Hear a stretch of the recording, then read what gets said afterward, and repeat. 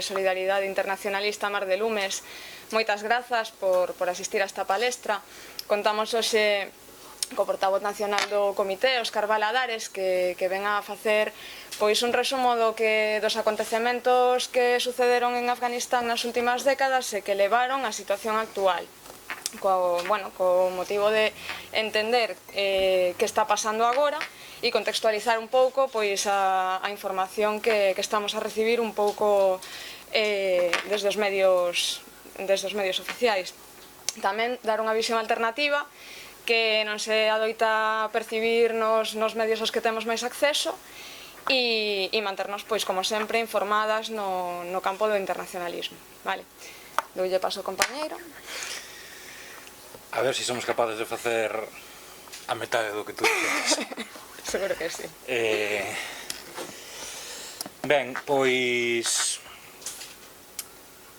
a verdade é que a situación esta está xenerando bastante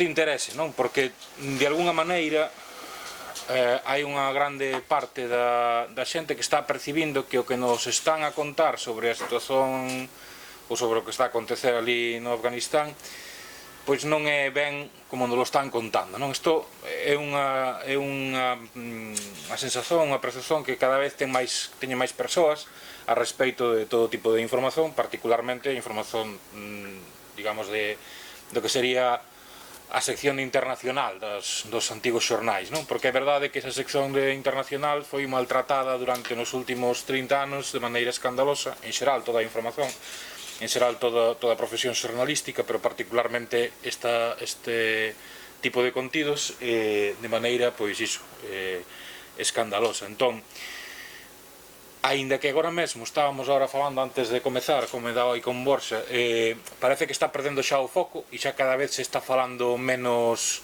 da situación en Afganistán, aínda continúa tendo certa presenza e sigue habendo interese.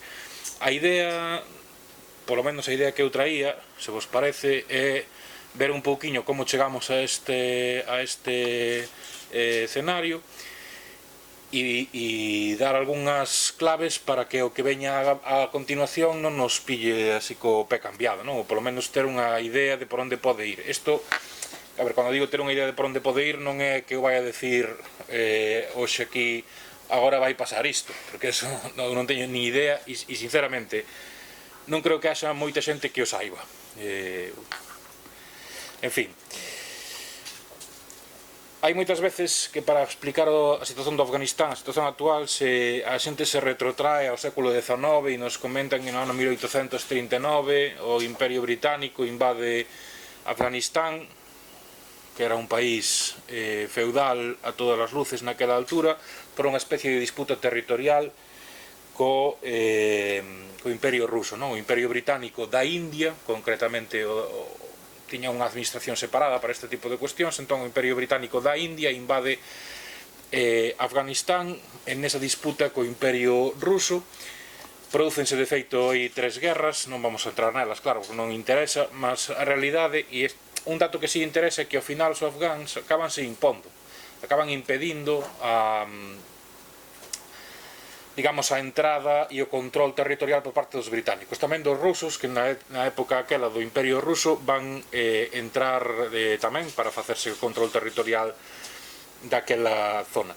Unha zona que naquela altura era considerada unha zona sen interese máis alá do que era a súa localización xeográfica, porque por aí ian transcorrer co paso do tempo diferentes rotas comerciais e, en fin, era máis que nada por intereses xeoestratégicos e de posicionamento xeográfico. O que si interesa diso é que a capacidade que tivo naquela altura o pobo afgán e a xeografía afgá, que xoga moito a favor deste tipo de cousas, para resistirse ao control militar e político desas potencias ocupantes, de alguna maneira continúa, pervive moito na consciencia colectiva dos afgáns. E estes días, unha das imaxes que trascendeu coa retirada das tropas norteamericanas, era un rapazo que entrevistaban e así entre berros e os taquevirs habituais el viña dicindo que mirade anglosaxóns, xa vos expulsamos unha vez e estamos vos expulsando outra vez. El estaba falando evidentemente das tropas da OTAN, non? Singularmente dos Estados Unidos e do Reino Unido, que son os que máis se envolveron a partir do ano 2001 en Afganistán, mas estábase referindo aos anglosaxóns como se fose unha especie, facendo unha conexión directa, unha ligazón directa entre o ano 2021 e o ano 1800, bueno, a década de 60 do século XIX, non? Cando finalmente acaban expulsando os británicos. E isto non é un... perdón. Isto non é unha ligazón que fagamos nós, faina o propio pobo afgán moitas veces, non? O que nos interesa, sobre todo o tema de Afganistán, alén deste tipo de cuestións que poden parecer un pouco máis puntuais, é o fondo que hai. E o fondo que hai, para entendelo, sí que hai que retraerse un pouco ao pasado, non tanto. Hai que ir ao ano 45, cando termina a Segunda Guerra Mundial, e os Estados Unidos, sen pensar probablemente aínda en Afganistán, e sin que Afganistán estivese en causa naquela altura, os Estados Unidos teñen unha reunión estratégica que a ten Roosevelt con Faisal bin Saud no Lago Amargo, que está no... como se chama? Non me sai agora o nome. No canal de Suez, non me saía o nome. No canal de Suez hai unha parte que se coñece como Bitter Lake ou Lago Amargo, e aí en dous barcos de guerra aproxímanse este Roosevelt e Faisal bin Saud. Para que non identifique, Faisal bin Saud era na altura o rei de Arabia Saudita, e teñen ali un acordo. Ese acordo vai está no cerne de moitas das cousas que aconteceron no mundo árabe islámico. Cando digo árabe islámico refírome a unión do mundo árabe e do mundo islámico, que non é o mesmo, e en todas as cousas que aconteceron despois.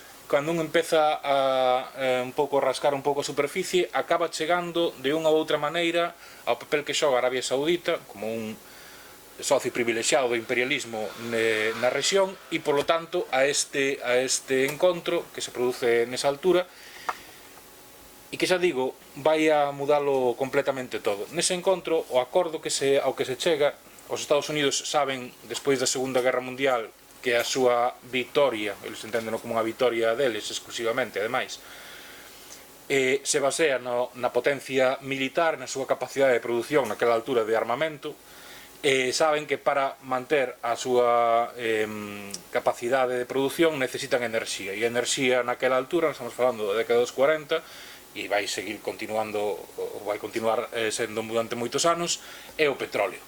As mellores reservas do petróleo naquela altura se consideraba que estaban efectivamente nesa zona de Arabia, bueno, especificamente na Arabia Saudita, e entón o acordo é: nós temos acceso a ese petróleo a prezos reducidos, e en troca o que fagades vos non só dentro do país, senón coas vosas interaccións cos países circundantes, non nos imos meter niso. A Arabia Saudita, xa antes da Segunda Guerra Mundial, levaba unha política que de alguna maneira podía colidir co que logo iría ser o imperialismo se non fose este acordo, que era unha política de influencia nos países da contorna, principalmente por oposición ao que era Persia, por esta dicotomía que teñen, sabedes, entre o xiismo e o sunismo. Neste tema, non sei se estamos máis ou menos todas e todos somos coñecidores das diferenzas que existen. Non é só unha cuestión religiosa, aínda que a base é evidentemente religiosa, mas acaba converténdose esa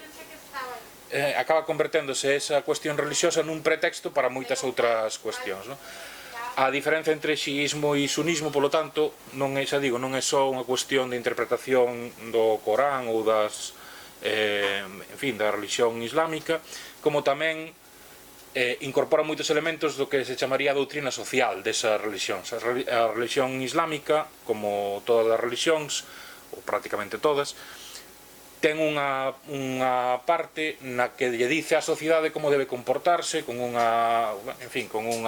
discurso moral e que non se limita á cuestión da moralidade, mas bon, a Igrexa cristiá, a Igrexa católica, por exemplo, ten a súa doutrina social. De feito, o Papa o Papa Ratzinger era, antes de ser Papa, non, era o xefe desa sección da doutrina social da Igrexa, por exemplo, non? Todas esas religións teñen doutrina social, e a doutrina social do Islam sunita e do Islam xiita é diferente, por dicilo dunha maneira moi superficial e moi groseira, e con todos os poréns que queiramos poñerlle, mas para facernos unha idea así rápida, o xiismo costuma ser un pouco máis aberto, máis progresista que o sunismo, que ten unha leitura máis literal, non, do Corán e, en fin, do resto de textos islámicos. Dentro destas correntes, a súa vez, hai diferentes ramas, é dicir, igual que dentro do cristianismo occidental hai diferentes ramas, non é o mesmo o cristianismo anglicano que o cristianismo católico, por exemplo, ou o anglicano e o protestante, que están máis próximos entre sí probablemente, mas que son diferentes tamén entre sí, xa non digo entre o cristianismo occidental e o oriental, por exemplo. No mundo islámico pasa un pouco o mesmo. Dentro do xiismo hai diferentes correntes, dentro do sunismo tamén hai diferentes correntes.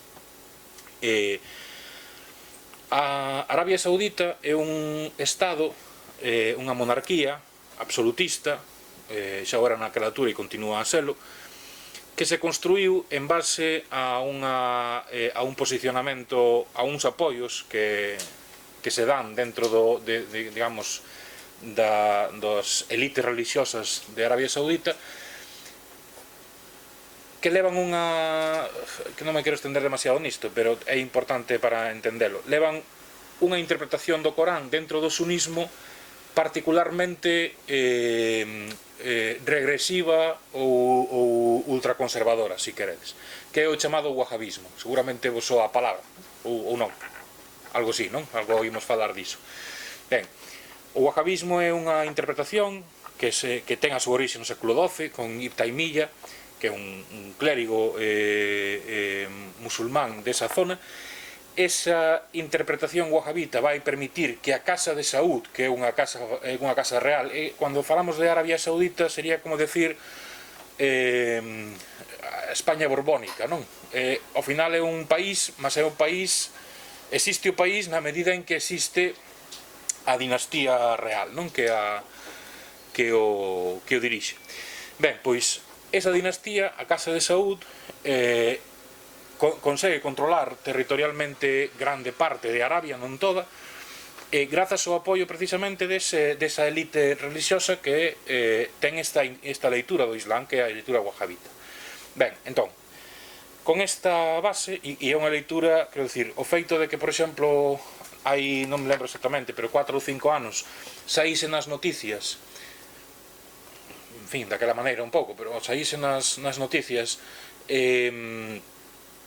que as mulleres iban a empezar a poder conducir en Arabia Saudita,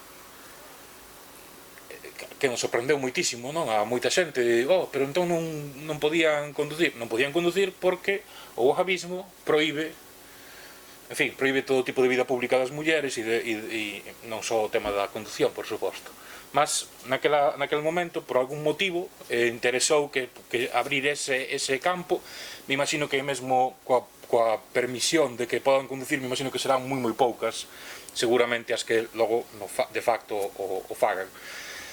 Mas por que comento isto? Porque ese wahabismo ten ese tipo de interpretacións do Islam e, por tanto, pasa ese tipo de normas de convivencia e de normas sociais para a sociedade na que ten algún tipo de influencia. E en Arabia Saudita esa influencia é o 100%. É dicir, en Arabia Saudita é a religión do Estado.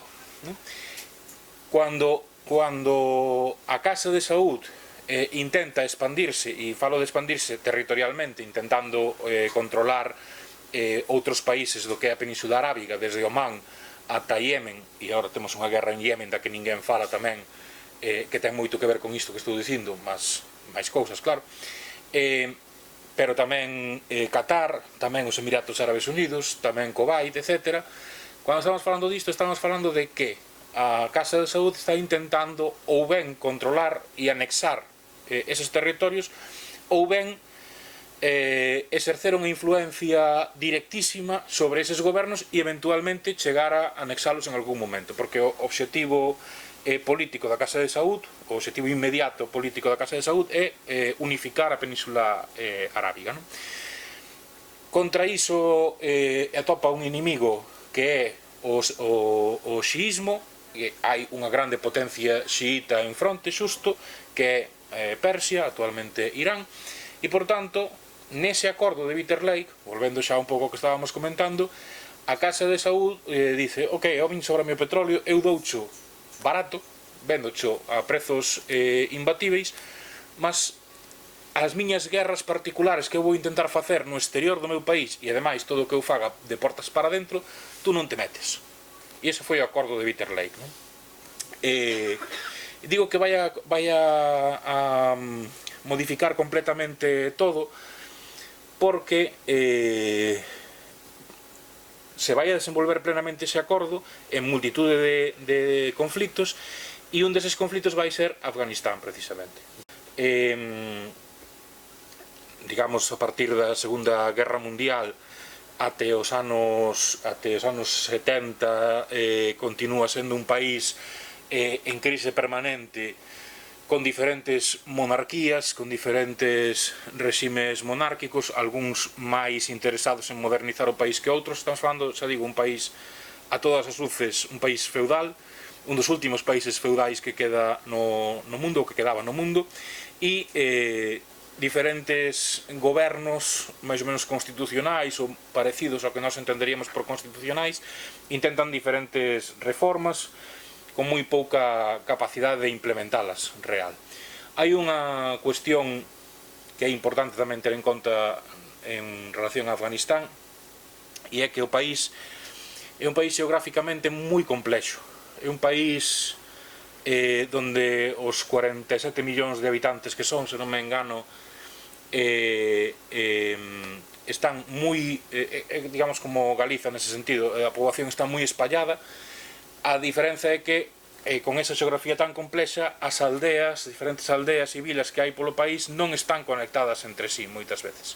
É dicir, a diferenza do que acontece aquí, que todo está moi conectado e temos unha das mellores redes de estrada de Europa en kilómetros por habitante, ali é todo o contrario.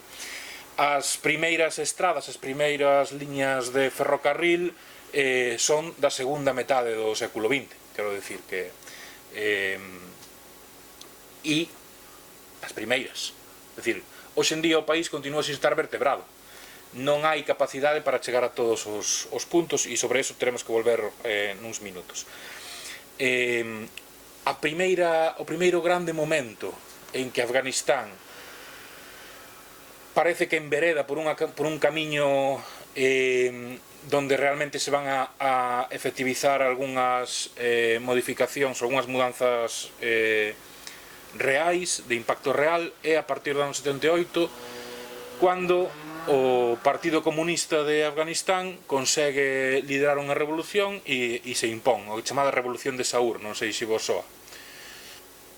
Crean a República Democrática de Afganistán, é dicir, sobre o mesmo país, constitúena con ese nome, e comezan unha serie de reformas bastante rápidas, apoiadas en grande parte pola Unión Soviética, tamén por China, reformas como a propia reforma agraria. Vimos, xa digo, que de un país que, aparte de non estar vertebrado, era un país onde mantiña relacións de produción e a propiedade da terra eran característicamente feudais.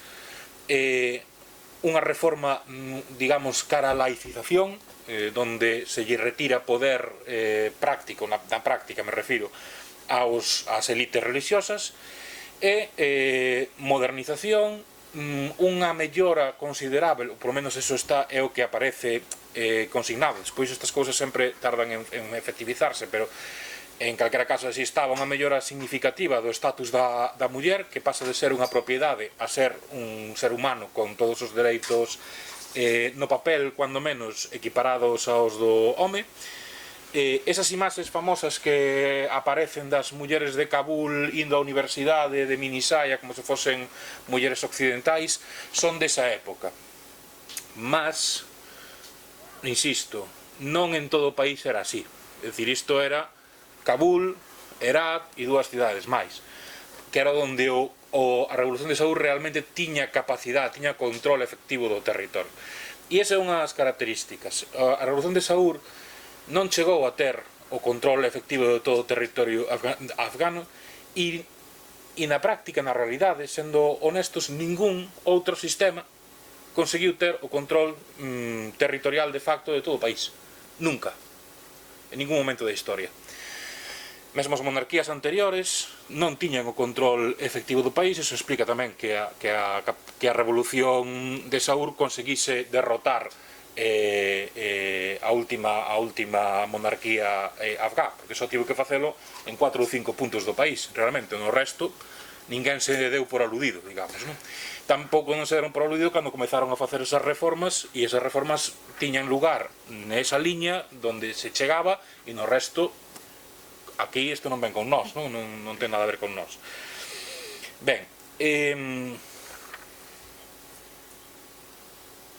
antes diso, antes do ano 78, e como resultado destes acordos de Bitter Lake, Arabia Saudita levaba xa moito tempo, non só en Afganistán, en todos os países da contorno, en todos os países do mundo árabe, perdón, do mundo islámico, porque Afganistán non é un país árabe, isto xa o sabemos tamén, non? Quero decir, porque se están confundindo moitísimos termos. Primeiro se iguala Islam, non? Islamismo e unha cuestión étnica que é, digamos, o do mundo árabe, ou cultural, se queredes, e logo se empezan a decir por aí unhas animaladas como que é un país árabe moi complicado. Non é un país árabe. En Afganistán hai diferentes povos, diferentes grupos étnicos, se queredes. O máis importante deles é o pasto, o pastún. Unha cousa que tamén hai que ter en conta: o grupo pastún territorialmente non se circunscribe só a Afganistán. Hai unha moi importante parte, prácticamente a metade do grupo pastún ou pasto vive en Pakistán. Pakistán tamén é un crisol de diferentes culturas, e ali tamén o grupo maioritario é o pasto, de maneira que as fronteiras que hoxe hai entre Afganistán e Pakistán parten un pouco pola metade, e por iso son tamén tan porosas, e isto importa porque polo que agora imos comentar, non? Como quer que sexa, esas apostas pola laicización, a modernización, a apertura económica, a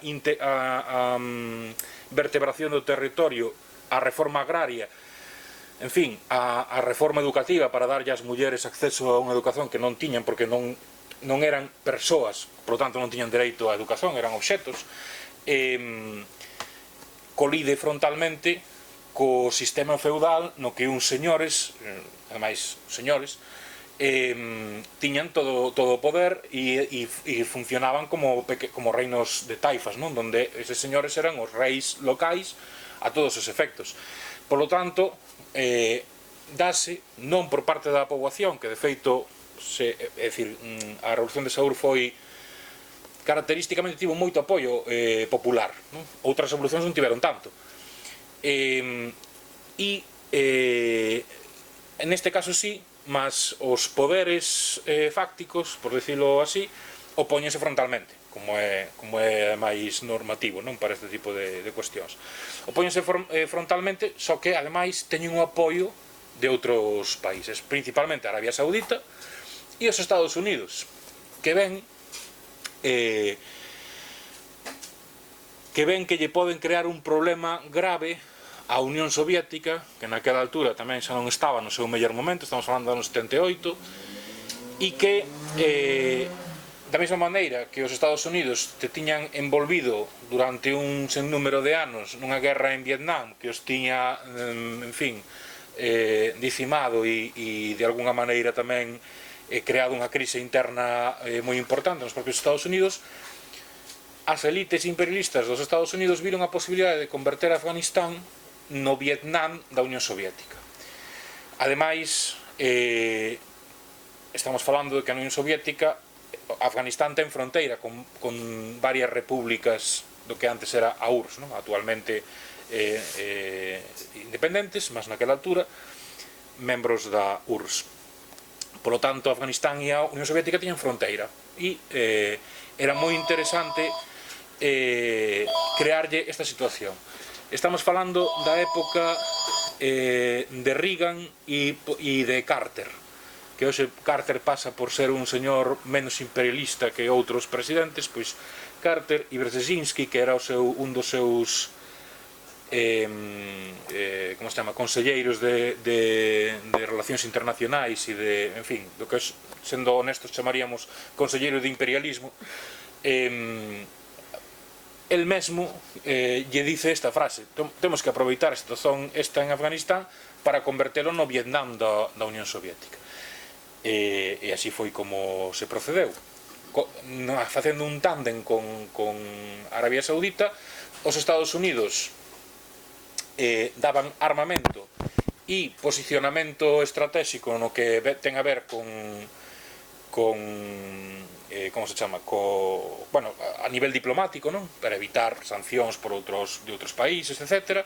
Dicir, os Estados Unidos encárganse de bloquear calquera acción contra o que sería a insurxencia anti-revolucionaria ou contrarrevolucionaria, e dan as armas. E Arabia Saudita dá o diñeiro e pon a ideoloxía que está por detrás, porque a ideoloxía que está por detrás na guerra esta que se vai a lanzar contra o invasor soviético, que así é como se pinta por todos os lados, non é unha guerra ideolóxica no sentido de non queremos os comunistas. Eso é o que está por detrás, mas non se propón públicamente así. O que se propón é non queremos os infiéis, porque a Unión Soviética tiña feito grandes avances en laicización. A Revolución de Saúl iba tamén, en principio quería ir na mesma liña, non lle do tempo, xa vos lo digo tamén, pero anunciaba que iba a ir na mesma liña. E a Arabia Saudita levaba moitos anos metendo a cuña do wahabismo en toda a rexión, incluída, por suposto, Afganistán e Pakistán, que tiñan esas ligazóns directas. Polo tanto, era moi fácil para unha poboación educada, e ademais, cando digo educada, doblemente, porque non é só o papel educativo ou pedagóxico que ten unha ideoloxía como o wahabismo, sino que ademais a Arabia Saudita investía en crear escolas religiosas, é dicir, a infraestructura educativa era unha infraestructura educativo-religiosa, evidentemente co wahabismo como base. Por lo tanto, persoas, as moi poucas, que eran alfabetizadas, erano, digamos, na propia ideoloxía wahabita, é dicir, ao mesmo tempo que aprendían a ler, lían as interpretacións wahabitas do Corán, digamos, non? Polo tanto, foi moi doado a presentar a entrada da Unión Soviética en Afganistán, que en calquera caso convén non esquecelo. A entrada da Unión Soviética non se produce, non é unha invasión, como nos lo comentaron aquí, como se contou. A Unión Soviética invade Afganistán, non. Da mesma maneira que Rusia na guerra de Siria non invadiu Siria. Rusia entra na guerra en Siria porque o goberno de Damasco, o goberno sirio, lle solicita, hai un memorando de entendimento do ano, se non me engano, 88, que permite a calquera dos dous países chamar ao outro en caso de guerra, etc. Entón, o que fai o goberno de Damasco é activar esa cláusula e lle pide a Moscú que interveña militarmente para apoialo, e por eso Moscú entra. No caso de Afganistán, a situación foi exactamente a mesma. Foi o goberno revolucionario da República Democrática de Afganistán quen pide á Unión Soviética que interveña militarmente porque se encontran con que son incapaces de facer frente militar a esa insurxencia reaccionaria e wahabita que aparece desde todas as esquinas das montañas, onde, como digo, non tiñan chegado o seu control efectivo, non? Entón, cando se produce esa entrada da Unión Soviética, moi superior en armamento a calquera destes grupos que non era un único grupo, non era unha única insurxencia, eran múltiples, a Unión Soviética, digamos que cometeu o mesmo pecado que os Estados Unidos en Vietnam, que pensaron que eles entraban ali en 2 meses tiñan todo solucionado. Non. Novamente a imposibilidade técnica de desplegar todo ese arsenal nun territorio xeográfico como é Afganistán, con esa orografía e, en fin, e esa repartición así medio infernal dos sitios, alongou moito esa guerra. E, ademais, chegou un punto en que a Unión Soviética tamén viu que aquilo era imposible gañar militarmente. E, ademais, a Unión Soviética estaba no seu momento máis fraco tamén, non? É dicir, a idea de montarlles unha guerra distrativa, que é como se lle chama a estas guerras, na fronteira sur, foi unha idea fantástica de Brzezinski e outros para desgastar a Unión Soviética. E, sin dúbida, a Unión Soviética non colapsou só pola guerra de Afganistán, evidentemente, mas iso tivo tamén o seu peso específico na crise da propia Unión Soviética. De feito, hoxe en día, en Rusia, entre determinados sectores que participaron nesa guerra, existe o chamado síndrome de Afganistán, da mesma maneira que na sociedade norteamericana existe o síndrome de Vietnam. En fin.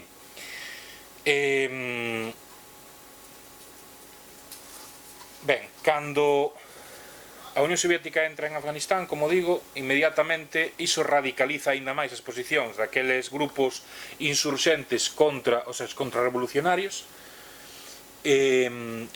con moito do seu discurso público centrado no tema religioso, e finalmente a Unión Soviética opta por sair de aí. A revolución de Saur non vai aguantar, cae ao moi pouquiño tempo, e o que queda é un vacío de poder, porque ningún dos grupos que se opoñían localmente nas diferentes zonas, entre as montañas, etc., a esa presenza, primeiro, a revolución de Saur, e segundo, a presenza soviética, ningún deses grupos ten capacidade para controlar o país. E entón entrase nunha dinámica de guerra civil, e ademais aí sí que moitas veces cando nos din que é unha guerra civil son guerras imperialistas disfrazadas, mas neste caso era estritamente civil, o que non quere decir que non houvese intereses imperialistas, por suposto. Mas, bon, unha guerra entre clans, entre señores da guerra, antigos señores feudais máis ou menos reconvertidos a señores da guerra, que ao final siguen exercendo o poder local como viñan exercendo exactamente igual, e que intentan conquistar territorio, literalmente así, para eventualmente poñerse á frente do país. Isto vai durar desde o ano 91 hasta o ano 96. E no ano 96 isto se soluciona porque un deses grupos, que son os talibán, conseguen imporse militarmente sobre o resto de grupos. E, chegando a controlar prácticamente a totalidade do territorio do país, non todo, mas prácticamente todo, instaura un emirato. É a primeira vez en moitos anos que hai algo parecido a un goberno nacional en Afganistán, só que con esas características, liderado por talibáns. Que son os talibáns? Son un deses grupos creados por señores da guerra, en particular en este caso polo Mulá Omar, en fin, é un nome, seguramente non vos diga de moito, que tiña unha característica, polo menos o grupo inicial, o grupúsculo inicial, porque logo eso foi medrando, a medida que iban controlando territorios, os loitadores os que acababan de derrotar acababan reincorporando ao seu grupo. A característica que tiñan era que prácticamente todo o grupúsculo inicial tiña estudado nas madrasas de Pakistán, onde tiñan saído a partir da Revolución de Saur e a uns anos antes, e esas madrasas, como digo, eran parte desa infraestructura educativo-religiosa que tiña desplegado por todo o mundo islámico Arabia Saudita, ou por lo menos por todo o mundo islámico sunita. E esas madrasas foron un bombazo, quero decir, foi un éxito rotundo. Por qué? Particularmente no caso de Pakistán, porque recibiron moita xente que saía de Afganistán en condicións moi más, emigrantes, refuxiados, bueno, refuxiados non eran, mas considerábanse a sí mesmos e presentábanse como refuxiados, chegaban a Pakistán onde non tiñan prácticamente nada e, por exemplo, unhas cousas intelixentes, mas ao final moi preocupantes que tiveron esas madrasas foi que daban as comidas. Entón, cando unha familia chegaba con 4 ou 5 fillos aos que non podía darlles de comer, os metían naquelas madrasas, que ademais eran gratuitas porque pagaba a Arabia Saudita, e lle daban de comer aos fillos, pois home, era unha descarga importante sobre a presión que tiña a familia para sobrevivir, non, no día a día. Por lo tanto, prácticamente todos os que chegaban ali de Afganistán, procedentes de Afganistán, e moitos de Pakistán tamén, acababan entrando no círculo das madrasas. E o círculo das madrasas era un círculo de radicalización fundamentalista. É dicir, o de estudar, en fin, era o de menos. E interesaba aprender a ler para ler o Corán, pero ademais sabedes que a leitura do Corán se facía dunha maneira repetitiva. Tedes visto algunhas imaxes de crianzas lendo o Corán así. Tedes visto seguramente, non? Ben, se non, metedes en YouTube Madrasas Pakistán anos 90, mete medo.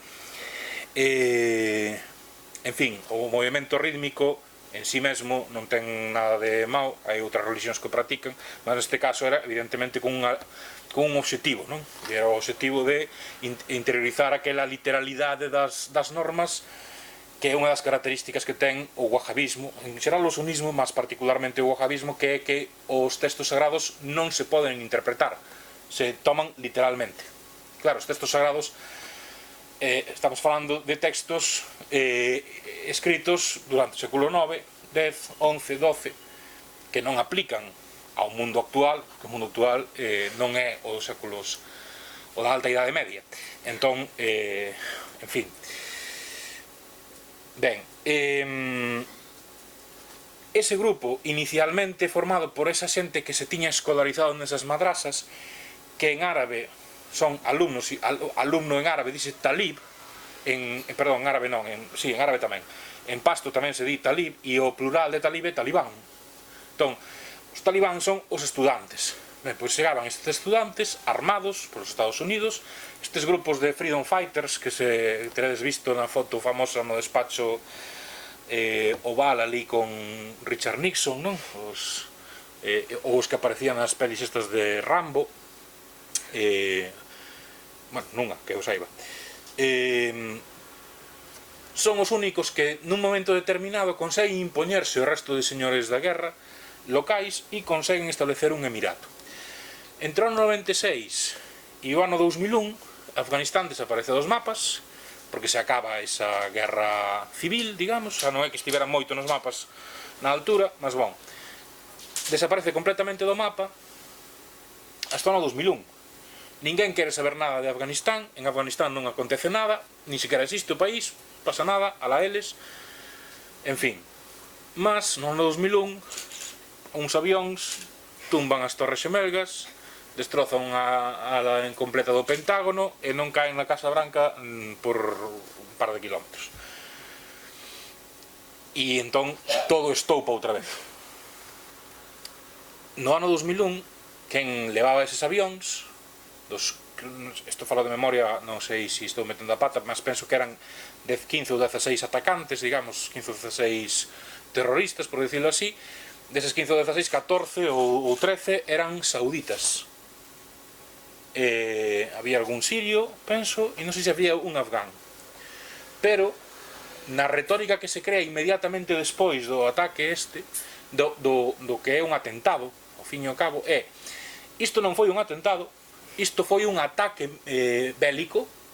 Entón xa non entramos na digamos, estamos cambiando completamente o escenario. Xa non estamos falando de facerlle frente a un atentado terrorista. Estamos falando de facerlle frente a unha situación de guerra. Os Estados Unidos inmediatamente entran en situación de guerra e, cando tens unha situación de guerra, o primeiro que tens que facer é bater, golpear. E como non saben a quen hai que golpear, porque non hai inteligencia sobre Afganistán, porque de Afganistán se retiraron unha vez que... É dicir, a partir do 96, coa URSS xa descalabrada e a situación máis ou menos resolta, os Estados Unidos se esquecen, os Estados Unidos e o resto, se esquecen de Afganistán, deixa de existir Afganistán. Por lo tanto, non hai inteligencia sobre Afganistán. E agora comentaremos tamén, a partir de aí tampouco que vai haber moita, mas bon, naquela altura non hai nada. Hai a evidencia de que moitos son sauditas, mas hai un acordo con Arabia Saudita, non se pode un ir a meter ali. E ademais está en xogo, que non é só o acordo, que o acordo me está dando enerxía prácticamente de balde, ou de graza. Entón, polo tanto, non interesa meterse ali. E alguén di, cuidado, que Osama Bin Laden, que para máis datos é saudita, está nunhas montañas alá en Afganistán, entón, pois xa está todo feito, non? Ok, aí si nos podemos meter, este paisano está metido aí, logo nos vamos a inventar, a rebufo diso, nos vamos a inventar toda unha retórica de guerra contra o terror, tamén vai vir o tema de Irak, vai vir a Colin Powell con aquel botiño de sales minerais que decía que era Antrax,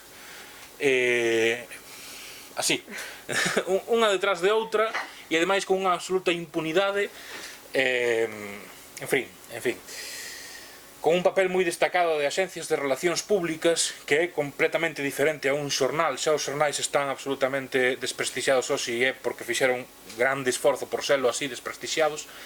Me refiro ás direccións dos xornais, evidentemente, non a xornalistas e os xornalistas, mas as direccións se fixeron todo o posible por estar tan desprestixiados como están hoxe, pero que isto xa non é esa situación, isto son relacións públicas que ao final están presentando un relato que é o que lle interesa a aquelas persoas que están representando.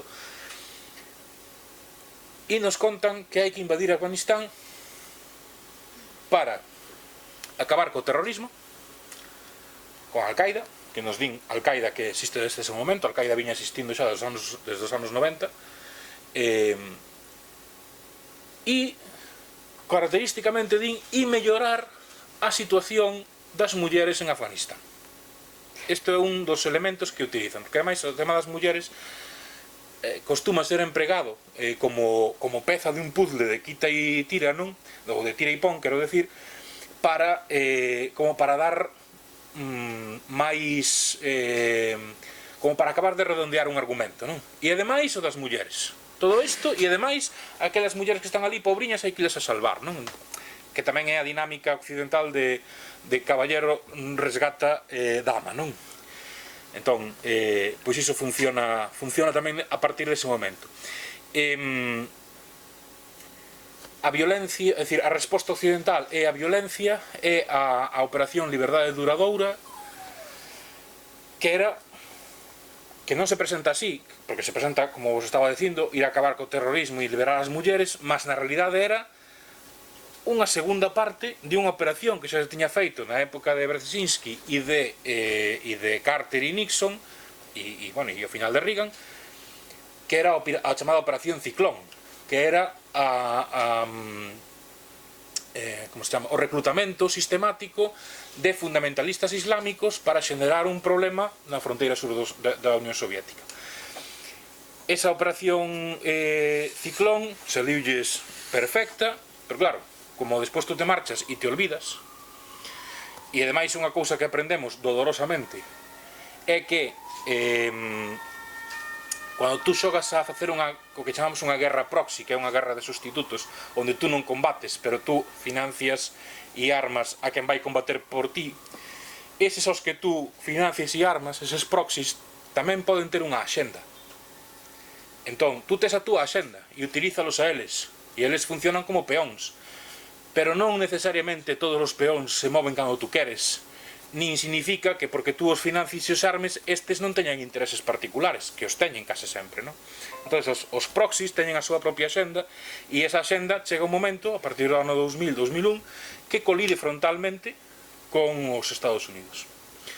Por iso, os ataques os atentados contra Nova York, Washington, etc.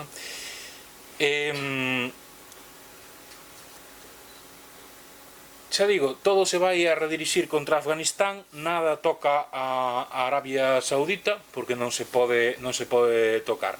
Os atentados foron en setembro, 11 de setembro de 2001, o 14 de outubro de ese mesmo ano, é dicir, un mes e 3 días máis tarde, os Estados Unidos e o Reino Unido xa están boots on ground, que lle chaman, non? Xa están no terreno. Tardan menos de 2 meses en barrer, isto é o que nos dicen, en barrer Afganistán e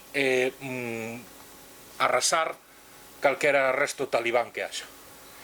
E entón, a partir de aí, empeza un momento de felicidade absoluta no que, de repente, Afganistán descobre a democracia, celebra eleccións democráticas, hai un señor que gaña as eleccións, que se chama Hamid Karzai, e Afganistán entra nunha dinámica fantástica e maravillosa, onde os camiños están pavimentados de caramelo e camiña en dirección á súa integración no mundo por primeira vez. Claro, isto é o que nos contan, o que hai é ben diferente. Primeiro, os boots on ground destes, os soldados no terreno, van no terreno en Kabul. Desde que entran en Kabul ata que o primeiro soldado da coalición occidental pon botas no terreo nunha cidade que non é Kabul, pasan 4 anos. O sea que de controlar Afganistán nanai. Controlan Afganistán porque os talibán, que para estas cousas son bastante expelidos, en vez de enfrentarse militarmente aos Estados Unidos, que teria sido un suicidio, o que fan é retirarse ás montañas. É dicir, non necesitan prácticamente ningún combate en Kabul, porque cando chegan os soldados a Kabul, en Kabul xa quedan moi poucos talibáns. Teñense retirado ás montañas e a súa retaguarda, que é Pakistán. A todo isto, Pakistán tampouco se lle toca, pero Pakistán é a casa forte, digamos, de toda esa retaguarda dos talibán, non? Claro, en ausencia dos talibán, que eran os únicos que de alguna maneira tiñan máis ou menos controlado o país, evidentemente con toda a brutalidade que caracteriza aos talibán, desde o ano 96 hasta o ano 2001, non hai, é dicir, hai algunha alternativa que colocar? Eles dinnos que sí, que a democracia les chegan ali, fan unhas eleccións e de repente aparecen candidatos como a cogumelos, pero na realidade non. A quen vai acabar gañando as eleccións, este Hamid Karzai, é un narcotraficante.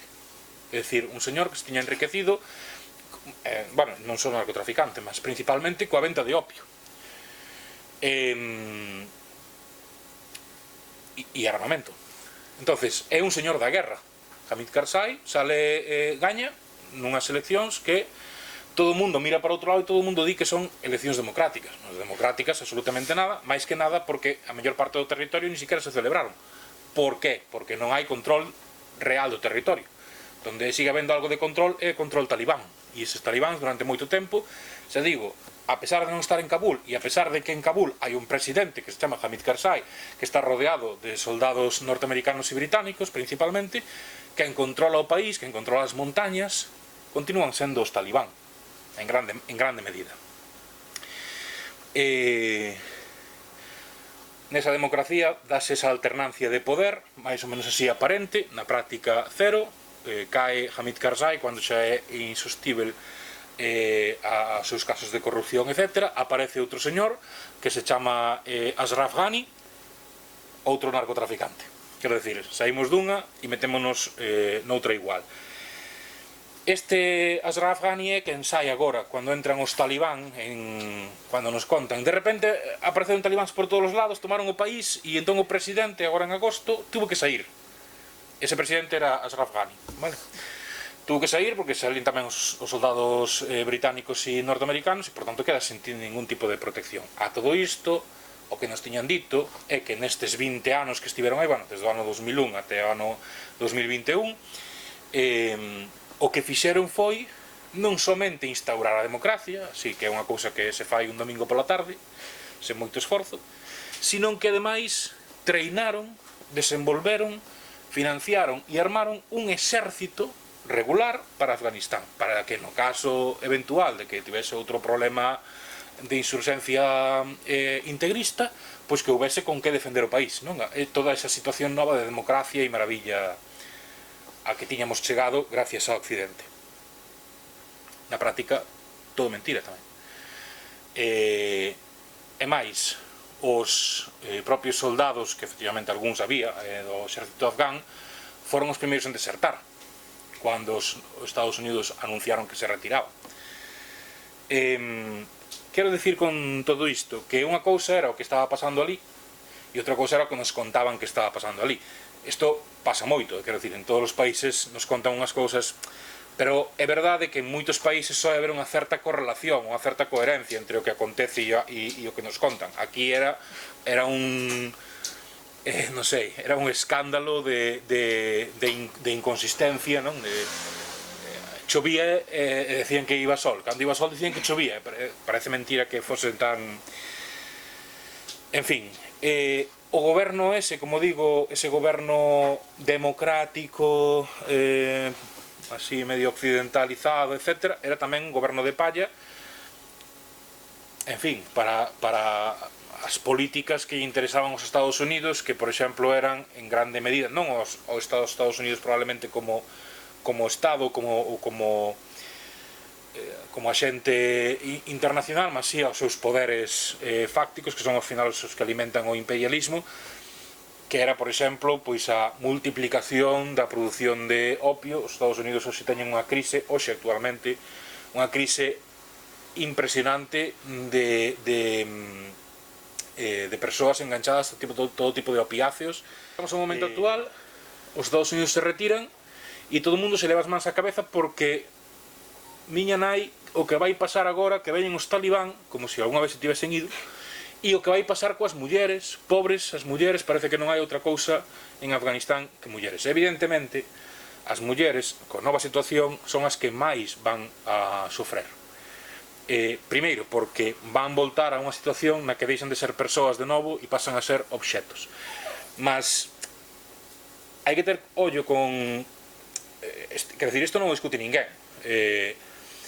Mas hai xente que non o discute e hai xente que se aproveita diso para dar o seu discurso tamén, que isto é o que eu vou. Esa é a parte onde nós temos que plantar e dicirlle, mira, non me podes decir que as mulleres agora van pasar por un mal que non sei que é verdade, como se até agora isto non tivese acontecido. Nos 20 anos que os Estados Unidos e a democracia de corte occidental viviu cómodamente na zona verde de Kabul, porque daí non saía, a 2/3 das rapazas afgás nunca foron escolarizadas. 2/3. O 80% das mulleres adultas hoxe en Afganistán son analfabetas. Non é analfabeta funcional, é analfabeta. Non sabe ler nin escrever. O 75% das mulleres continúan sometidas a casamentos forzados. Moitas desas mulleres son crianzas, é dicir, non teñen a maioridade. Son crianzas, porque ali se considera que unha é muller en cuanto é capaz reproductivamente. Por lo tanto, unha rapaza con 13 ou 14 anos, facilmente, xa é madura sexualmente, por lo tanto xa pode ser casada con calquera home, e esos son matrimonios forzados, o 75%.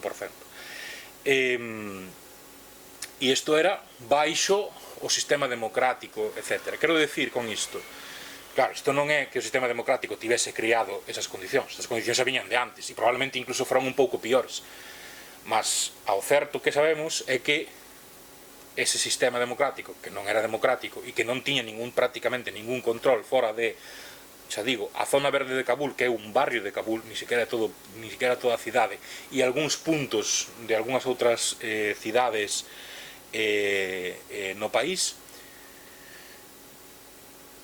o resto non había ningún tipo de control efectivo.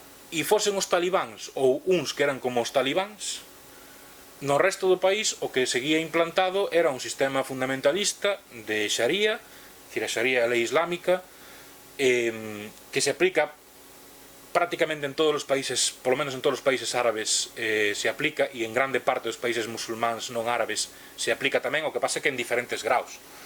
É dicir, por exemplo, en Siria, que é probablemente o país onde menos se aplica a Sharia tal como a coñecemos, tamén hai elementos que se aplican. Por exemplo, hai uns xuíces especiais de tipo religioso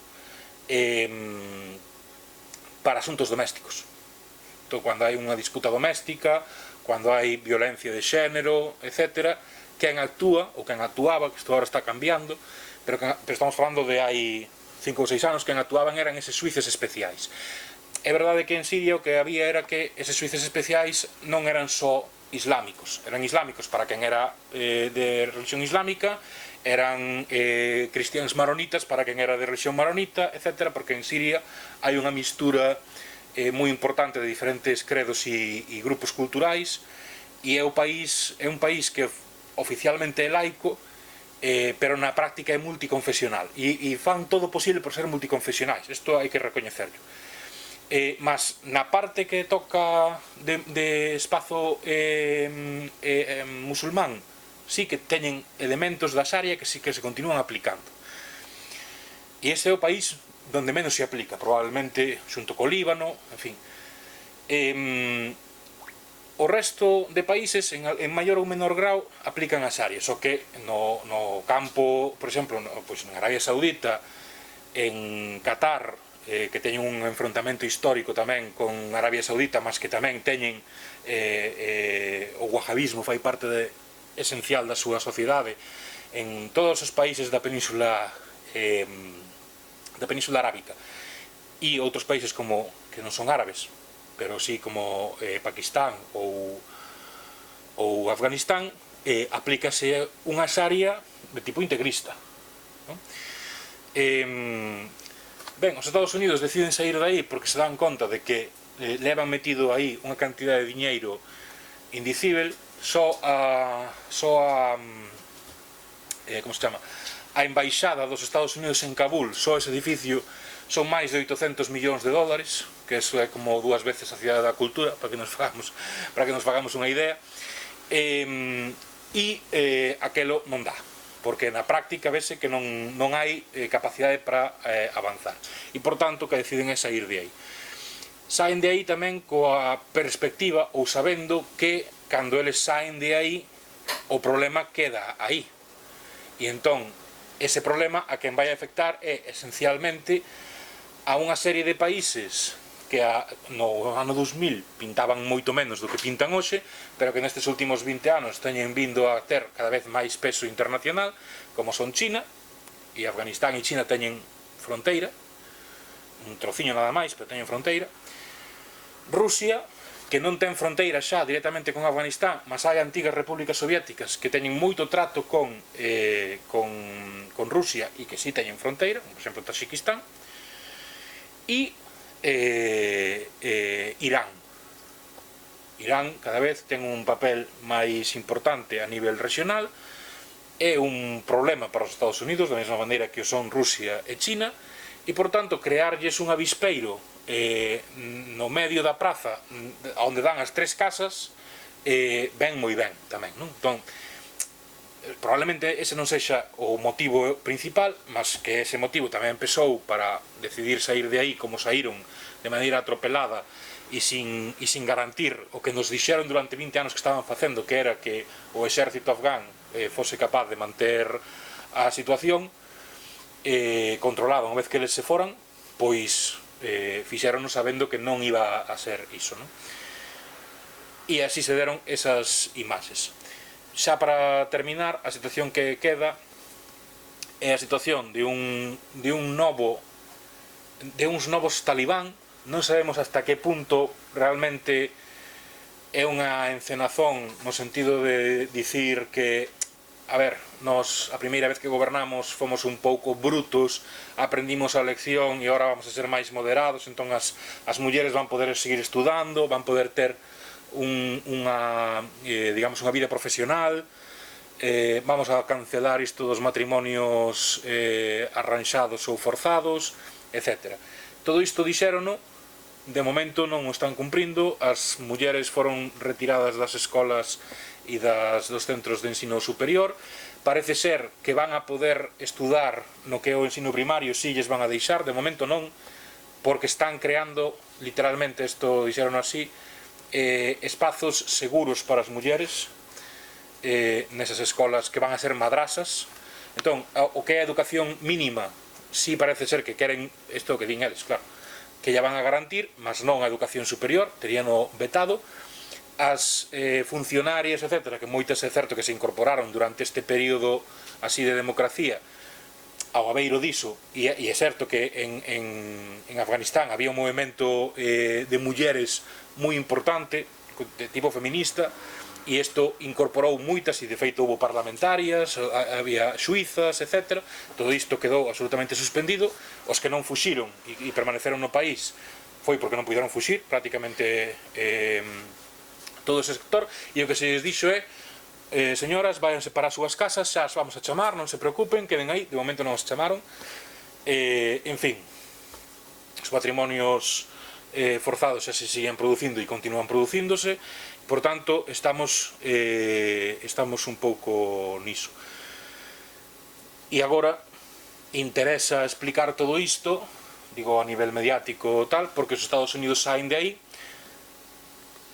Neste relato que estou comentando un pouco que acontece, e o relato que vai en paralelo e non chegan a tocarse nunca, parece, a este relato tamén lle ven moi ben mostrar o caos agora, porque desa maneira o que está pasando a idea de que as cousas funcionan se están os Estados Unidos aí. Cando saen, se desmadra todo e é todo un caos. Ben, isto está aí.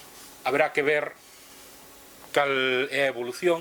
Non nos están contando nada de cal é a evolución, por certo, hai que ir a ler medios asiáticos, que non é tampouco nada fácil, para estar un pouquiño ao día, mas isto é un pouco o que hai. Eu creo que xa levo unha hora falando, xa lle chega ben, e entón, se tedes calquera pregunta ou que sexa na medida das posibilidades, senón, en todo caso, agradecervos moito o convite e tamén a Cartabón, que sempre teñen un espazo para nós e para moitos outros colectivos, me consta.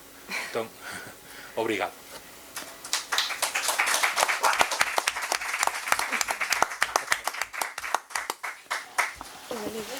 O meu propio criterio, a miña propia opinión sobre as mulleres.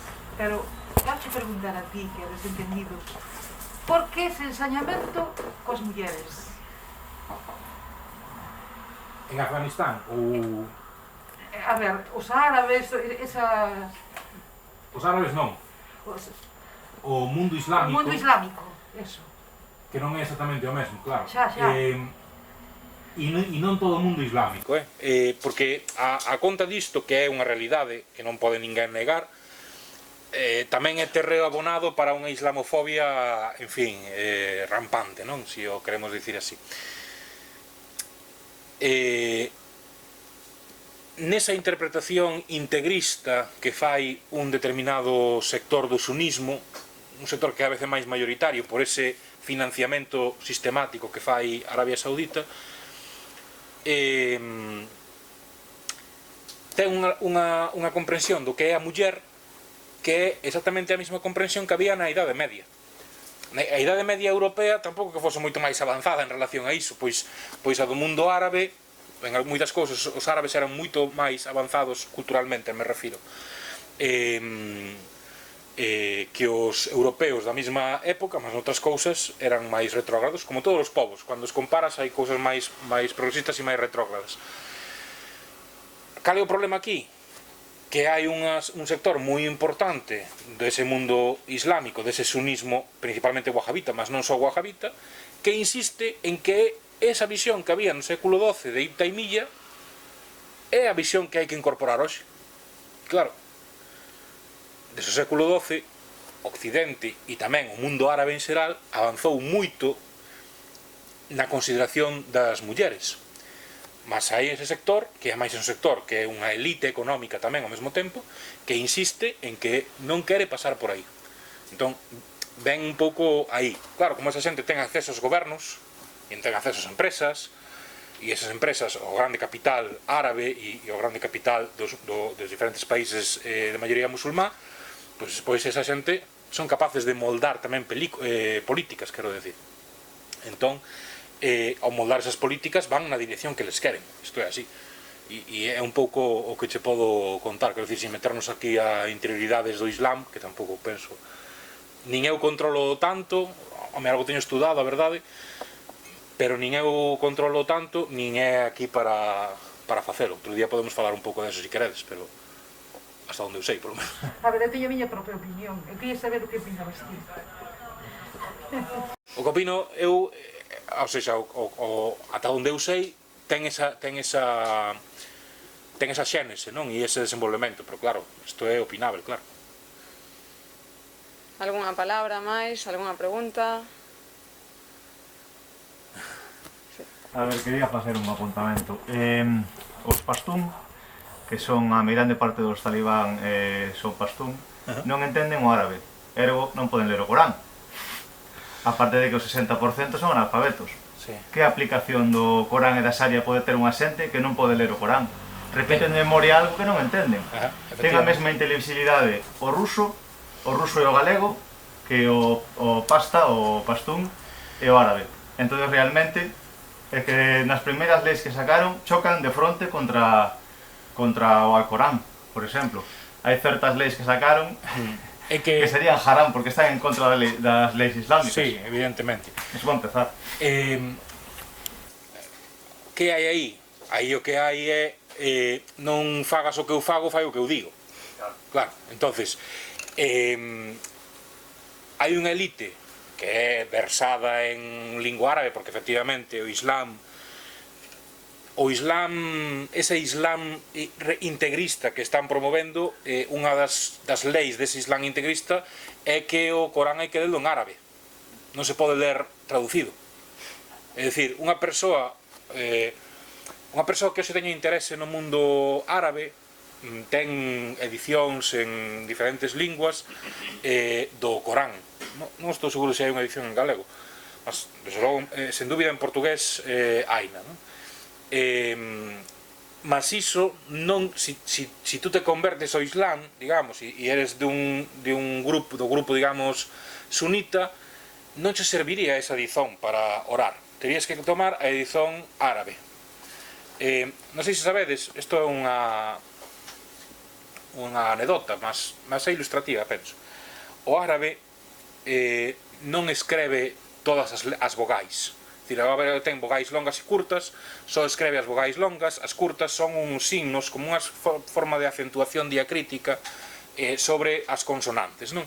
Ben, no árabe coloquial, no árabe fuxa, no árabe dos diferentes países, que non é todo árabe igual, no día a día, nos xornais, na televisión, nos sinais de tráfico, etc., eses signos diacríticos non se escreven directamente.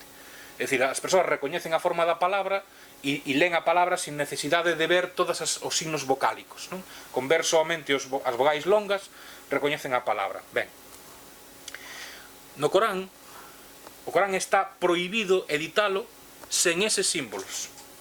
E aparecen eses e moitos outros. Aparecen alongamentos específicos de algunhas vogais, etc., polo sistema de escrita que teñen, non vou meter niso. Mas o que vou con iso é que está prohibido unha edición do Corán que non inclúa eses símbolos, porque pode dar lugar a equívocos. Entón, como do que se trata é da literalidade do texto, non pode haber lugar a equívocos. Por iso o Alcorán se edita sempre con todos eses signos. A diferencia do que acontece, abres un libro, vas a unha librería árabe, colles un libro e aquelo non aparecen eses símbolos para nada. Solamente aparecen de feito nos libros de persoas que se inician no árabe, pues, para axudarlles un pouco, non, a poder ler, etc. Mas nada. Entón, iso existe, hai esas diferenzas, e que o Alcorán sexa o único texto que está prohibido editar como se edita calquera outro texto, é moi significativo tamén, non? Tamén é moi significativo porque a maior parte, digamos, da grande produción e dos grandes países do mundo islámico son islam sunita, vale? Quitando quitando Irán, que é de maioría xiita, e Irak, que ten unha... Sí, Oman tamén, e unha parte de Yemen, maioría xiita, o resto, en grande medida, é sunita. E xa digo, dentro do sunismo tamén hai diferentes grupos, non? Cuanto máis nos radicalizamos no sunismo, tamén máis nos radicalizamos nas cuestións máis reaccionarios, nos volvemos nas cuestións sociais. Entonces, o salafismo, todos estes grupos que participaban no tema de Siria, por exemplo, estes grupos insurxentes, etc., eran todos grupos salafitas, inclusive algúns grupos takfirís, que son, digamos, en fin, por decirlo así dunha maneira, o extremo máis extremo. En fin, hai de todo, é moito máis complexo, vale? Logo está o sufismo, que é unha corrente máis agnóstica, todo eso. Non nos vamos a meter niso, mas eso está aí. Entón, é unha situación moi complexa, e unha situación onde a religión ten un papel moi importante. Nos agora parecenos medio incrível todo isto, mas non hai tantos anos, aquí o que decía o cura non iba a misa, e aos que non iban a misa tamén, non, quero decir que isto pasamos por iso non hai tanto tempo. A nos agora parecenos un pouco marciano todo isto, mas está aí. Non sei se alguén ten algunha pregunta máis ou deixámoslo xa aquí. Bueno, eu creo que a exposición, vamos, todas as expectativas que teñamos de entrada superounas con creces. Foi casi unha clase magistral de xeopolítica, como sempre. Moitísimas grazas, Óscar, por vir e por achegarnos toda esta información. Moitísimas grazas tamén a todos vos por vir aquí esta tarde a regalarnos un anaquiño do vosso tempo, e moitísimas grazas a Cartabón por ser o noso sitio xa casi de cabeceira para facer todas estas palestras. Se alguén está interesado en recibir información sobre o que facemos en Mar de Lumes ou incluso de participar con nós, ben nos pode seguir nas redes sociais, en Instagram, en Twitter e en Facebook, ou ben podernos deixar un teléfono de contacto. Por si que hai algunha, estamos nosotras. E, bueno, se queredes deixar algún contacto tamén para recibir información ben no mail ou así, tamén podes achegarnos. Vale, moitas grazas.